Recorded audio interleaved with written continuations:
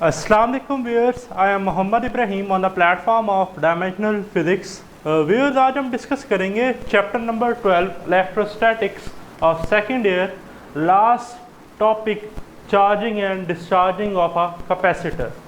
तो आइए टॉपिक का बाकायदा स्टार्ट करते हैं। स्टूडेंट देखें, इधर मैंने मेंशन किया है the circuit consisting of capacitor and register called RC circuit. तो स्टूडेंट ये जो चार्जिंग और डिस्चार्जिंग का प्रोसेस है ये हम एक आरसी सर्किट की टर्म से डिस्कस जो है वो करेंगे। ठीक है जी। The capacitor is not charge immediately. ठीक है, आपकी बुक्स की लाइंस हैं कि जो कैपेसिटर है वो फौरी तौर पर वक्ती, ठीक है जी, चार्ज नहीं होता। Rather charge build up gradually to equilibrium value कितनी जी, Q not C V not. ठीक है जी, चार्ज जो है वो ग्रेजुअली जो है वो, ठीक है जी, चार्ज होना शुरू जो होता है। ठीक है जी। और जो चार्जिंग या डिस्चार्जिंग है कैपेसिटर की वो डिपेंड करती है RC टाइम कांस्टेंट पर। ठीक है जी, आप देख रहे हैं इधर मैंने मेंशन किया RC is equal to T। आपने स्टूडेंट अक्सर ऑब्जर्व किया होगा कि जो हमारा सेल फोन है ये 0 से 63% तक तो बड़ा जल्दी से चार्ज होता है, लेकिन 63 के बाद जो है, ठीक है जी, इसकी जो चार्जिंग है वो थोड़ी ज़रा स्लो हो जाती है एज़ कम्पेयर टू 0 to 63%। ऐसा क्यों होता है?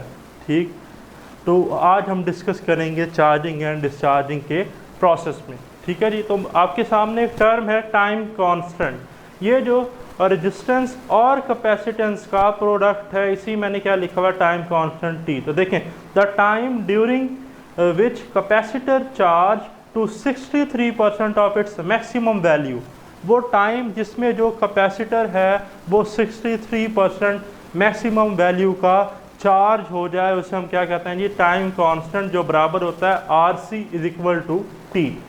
अभी हमने पढ़ा कि जो चार्जिंग और डिस्चार्जिंग है वो इमीडिएटली नहीं होती, जबकि क्या होती है जी, ग्रेजुअली। तो आए इन डायग्राम से चार्जिंग और डिस्चार्जिंग को समझते हैं। तो स्टूडेंट आपके सामने डायग्राम है जिसमें ये एक रेजिस्टेंस है, ये मेरे पास एक कैपेसिटेंस है, दोनों सीरीज में लगे हुए हैं, और ये सर्किट कहलाता है RC सर्किट। तो आप देख रहे हैं कि यहाँ पर वोल्टेज V है और ये मेरे पास एक स्विच है। अब दो टर्मिनल्स हैं, एक टर्मिनल B है, एक टर्मिनल A है। तो इस वक्त इस डायग्राम में चार्जिंग में आप देख रहे हैं कि स्विच S को A टर्मिनल के साथ कनेक्ट किया गया है। तो जैसे इस स्विच S को A के साथ कनेक्ट किया जाएगा तो ये जो पॉजिटिव प्लेट है इसकी वजह से इस प्लेट पर पॉजिटिव चार्ज आ जाएगा। ठीक है, और ये वाली जो प्लेट है इस पर जो चार्ज है वो नेगेटिव होगा। और कन्वेंशनल करंट जो है वो पॉजिटिव से नेगेटिव की तरफ होता है। तो हमारे पास जो करंट I की डायरेक्शन होगी वो आप देख रहे हैं कि पॉजिटिव से स्टार्ट होगी और नेगेटिव पर एंड होगी। तो अगर मैं ड्रा करूंगा तो ये कुछ मेरे पास क्या होगी, डायरेक्शन जिसे हम क्लॉकवाइज कहते हैं। ठीक, तो कैपेसिटर जो है वो चार्ज होना शुरू हो जाएगा। जब कैपेसिटर फुली चार्ज हो जाएगा तो ये जो स्विच है, अब मैं इसको A से रिप्लेस करके इसकी डिस्चार्जिंग, इसको डिस्चार्ज करने के लिए, इसकी डिस्चार्जिंग चेक करने के लिए मैं A की जगह भी से किससे कनेक्ट कर दूंगा, B से। तो आप देखें नेक्स्ट डायग्राम में सेम सर्किट है। अब A के साथ इसका कोई कनेक्शन नहीं है, कनेक्शन किसके साथ है, B के साथ। ठीक है जी।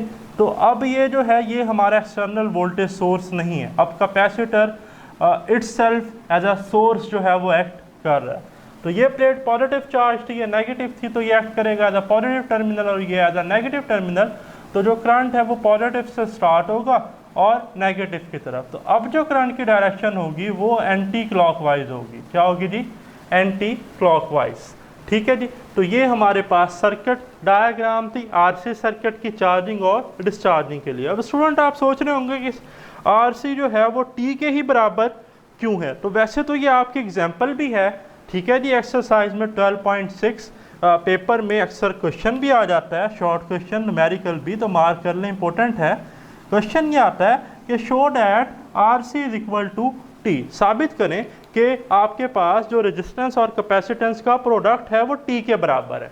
या ऐसे भी आता है कि show that 1 ohm multiply by 1 farad is equal to 1 second. तो अब डायमेंशन एनालिसिस से इक्वेशन तो ट्रू टॉप होती है जब वो मैथमेटिकली ट्रू हो, या उसकी डायमेंशंस बराबर हो, या उसके यूनिट्स जो हैं वो बराबर हो। तो आप देखें by using ohm law V is equal to I R, आपने रिलेशन पढ़ा हुआ है 10th में। तो देखिए करंट होता है charge over time, I Q over T, और क्यू हमारे पास Q is equal to C V. तो देखिए आई की जगह मैंने रिप्लेस कर दिया Q ओवर टी, ठीक है जी, और ये जो Q है इसकी जगह मैंने रिप्लेस कर दिया सी वी। तो आप देख रहे हैं इधर भी V था, तो ये वाला V इस V से कैंसिल, और इधर बच गया 1। तो जैसे ये T इधर मल्टीप्लाई और इधर आ गया T, और ये था CR जिसको रीअरेंज करके लिखा जा सकता है RC। तो इट्स मीन ये प्रूव हो गया कि जो RC है वो किसके बराबर है जी, T के। तो इसी T को हम कहते हैं टाइम कांस्टेंट, ठीक है जी।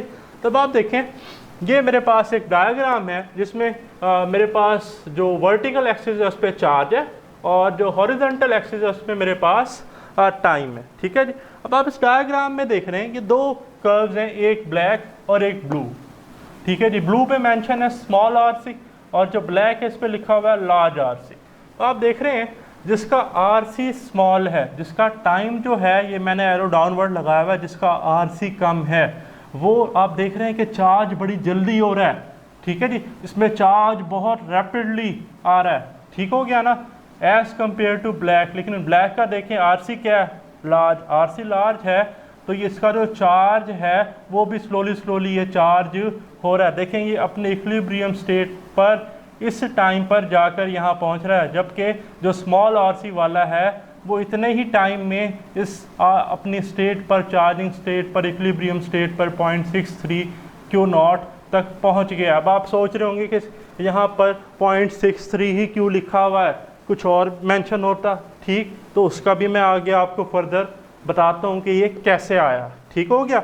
नेक्स्ट देखें डिस्चार्जिंग। डिस्चार्जिंग में क्या है, डिस्चार्जिंग में भी ऐसा ही है कि जितना RC टाइम कांस्टेंट कम होगा उतना रैपिडली कैपेसिटर चार्ज होगा या डिस्चार्ज होगा। तो जितनी जल्दी चार्ज हो रहा था उतनी जल्दी ही डिस्चार्ज होगा, ठीक है जी। तो देखें अब ये मेरे पास दो कर्व है, ये वाली जो है इस पर आप देख रहे हैं स्मॉल RC, और ये वाली जो है लार्ज RC, ठीक है जी। अब आप देखें जिसका RC स्मॉल है वो बड़े ही कम टाइम में डिस्चार्ज हो गया, लेकिन जिसका लार्ज RC है उसका टाइम भी ज़्यादा है, टाइम ज़्यादा है, RC ज़्यादा है, तो वो जो डिस्चार्ज है वो भी ज़रा स्लोली जाकर हुआ, ठीक है जी। ज़्यादा टाइम जो है वो उसे लगा, और आप देख रहे हैं कि 0.37 Q0 पर जो RC कम वाला था, ठीक है जी, उसका जो चार्ज था वो कम टाइम में ही बहुत जल्दी डिस्चार्ज हुआ, जबकि ये वाला जो है ये ज़रा इसको वक्त लगा, टाइम लगा, काफ़ी देर बाद जाकर जो है वो 0.73 ऑफ Q0 पर इक्विलिब्रियम पर पहुंचा, ठीक है जी।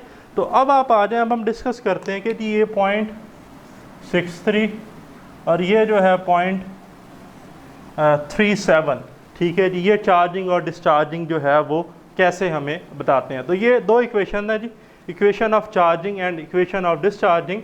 तो देखें जो मेरे पास इक्वेशन है चार्जिंग की वो होती है जी Q is equal to Q0 1 minus e की power minus t over RC।